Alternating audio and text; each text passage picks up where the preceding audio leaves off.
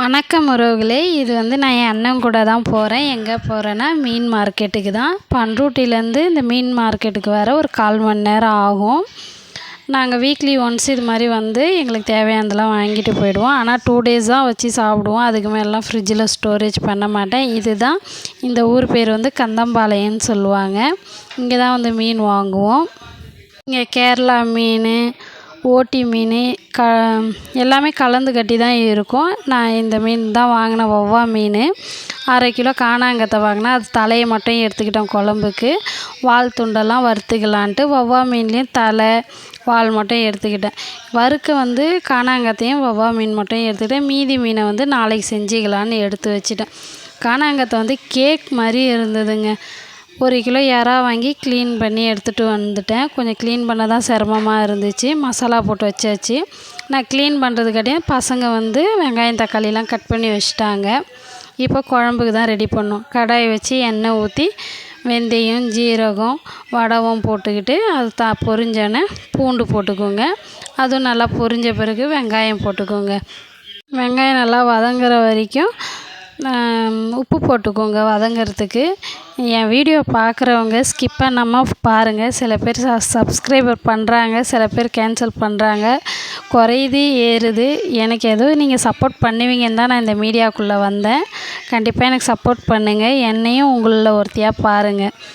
அது நல்லா வதங்கின பிறகு பச்சை மிளகா, தக்காளியை போட்டு நல்லா வதக்கி விடுங்க. இது மாதிரி தொக்காட்டம் வதங்கின பிறகு புளி கரைசலை சேர்த்துக்கோங்க. உங்களுக்கு புளிப்பு அதிகமாக வேணும்னா எலுமிச்சம் சைஸ் அளவு புளியை போட்டுக்கோங்க. புளிப்பு கம்மியாக வேணும்னா நெல்லிக்காய் சைஸ் அளவு போட்டுக்கோங்க. 1 ஸ்பூன் காரத்தூள், குழம்புத்தூள் தேவையானது போட்டு நல்லா இது மாதிரி கொதி வரட்டும். எண்ணெய் பிரிஞ்சு வந்த பிறகு குழம்புக்கு தேவையான அளவு தண்ணியை ஊற்றிக்கோங்க. தண்ணி ஊற்றினோடனே குழம்பு பதத்துக்கே இருக்கும். பார்க்கவே ஆசையாக இருக்கும், மணமாகவும் இருக்கும். அது கொதிக்கிறதுக்காட்டியும் மீனை நம்ம வறுத்துடலாம். மசாலா போட்டு வச்சுருக்கிறது 3 வவ்வா மீன், 3 காணாங்கத்தை மீன் தான் வறுத்தேன். ஏன்டா என் ஹஸ்பண்ட் நாளைக்கு தான் வருவாங்க. குழம்பு கொதி வந்தோடனே மீன் மண்டெல்லாம் எடுத்து வச்சுருந்தேன் இல்லையா, வால் துண்டெல்லாம், அதெல்லாம் போட்டு கொஞ்சம் கொதி வந்த பிறகு ஆஃப் பண்ணி இறக்கிடுங்க. என் ஹஸ்பண்ட் சென்னையில் ஒர்க் பண்ணுறதுனால நான் இன்றைக்கே எல்லாமே வாங்கிட்டு வந்துட்டேன். நாளைக்கு நான் மினி விலாகில் போடுறேன் என்னென்ன நான் செஞ்சேன்ட்டு. இறா மீதி மீனெல்லாம் நாளைக்கு தான் செய்ய போகிறேன். ஏன்டா அவங்க அங்கே சரியாக சாப்பிட மாட்டாங்க. இங்கே வரனால நான் அவங்க வந்த பிறகு தான் எதாக இருந்தாலும் செஞ்சு சாப்பிடுவேன். இது கவலை மீன். இதனுடைய ஷார்ட்ஸ் நான் இதோட டிப்ஸும் ஷார்ட்ஸில் சொல்லியிருப்பேன். இது நான் எங்கள் சிம்பா குட்டிக்கு வாங்கிட்டு வந்தது. அவனுக்கு அப்படியெல்லாம் போட்டால் சாப்பிட மாட்டான். இது மாதிரி க்ளீன் பண்ணி பொரித்து வைக்கணும், இல்லை துண்டு துண்டாக போடணும்.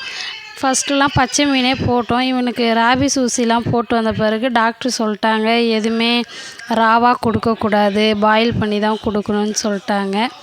அதனால் இது மாதிரி க்ளீன் பண்ணி போட்டால் தான் அவனுமே சாப்பிட்றான். இல்லைனா மோந்துட்டு போயிடுவான். என் வீடியோ ஸ்கிப் பண்ணாமல் பாருங்கள். எனக்கு சப்போர்ட் பண்ணுங்கள். உங்களில் ஒருத்தியாக பாருங்கள். பிடிச்சிருந்தால் லைக் பண்ணுங்கள், ஷேர் பண்ணுங்கள், சப்ஸ்கிரைப் பண்ணுங்கள். இது மாதிரி கழுவி தண்ணி இல்லாமல் வடிகட்டி ஃப்ரிட்ஜில் ஸ்டோர் பண்ணிவிடுவேன். ஒரு 2 நாளைக்கு இல்லை 2.5 நாளைக்கு வரும். அவனுக்கு வறுத்து வைப்போம். அதுக்கப்புறம் மறுபடியும் ஏதாவது சிக்கனோ இல்லை மீனோ வாங்கி மறுபடியும் இது மாதிரி கழுவி வைக்கணும். இந்த மாதிரி வாலெல்லாம் கத்திரிக்கோலெல்லாம் கட் பண்ணிவிட்டு செதிலெல்லாம் சீவிட்டு தலையெல்லாம் கட் பண்ணி எடுத்துடுவோம். அந்த குடலை ப்ரஷ்ஷில் எடுப்பேன். இதுக்குன்னு தனியாக ஒரு புது ப்ரஷ் போட்டிருப்பேன். சாதா ப்ரஷ்லலாம் வேண்டாம், கொஞ்சம் டைட்டாக இருக்கும் இல்லையா, அந்த மாதிரி ப்ரஷ்ஷில் எடுத்திங்கன்னா சூப்பராக க்ளீன் ஆகிடும். ஏன்னா நாங்கள் இந்த பீச் ஓரத்துலலாம் மீன் சாப்பிடும்போது சில மீன்களில் இது மாதிரி குடல் இருக்கும் நடுவில். அது சாப்பிடும் போதே பார்க்கும் போதே ஒரு மாதிரியாக இருக்கும், சாப்பிடவே தோணாது. அதனால் இது நானாக இது மாதிரி ட்ரை பண்ணி பார்த்தேன், நல்லா இருந்தது. அதை உங்கள்கிட்ட நான் ஷேர் பண்ணுறேன். நீங்களும் எப்படி ட்ரை பண்ணி பார்த்துட்டு எப்படி இருந்ததுன்னு கமெண்ட் பண்ணுங்கள். உங்களுக்கு இது மாதிரிலாம் செய்ய ஈஸியாக இருந்ததா, நான் சொன்ன டிப்ஸும் உங்களுக்கு யூஸ்ஃபுல்லாக இருந்ததான்ட்டு எனக்கு கமெண்ட் பண்ணுங்கள்.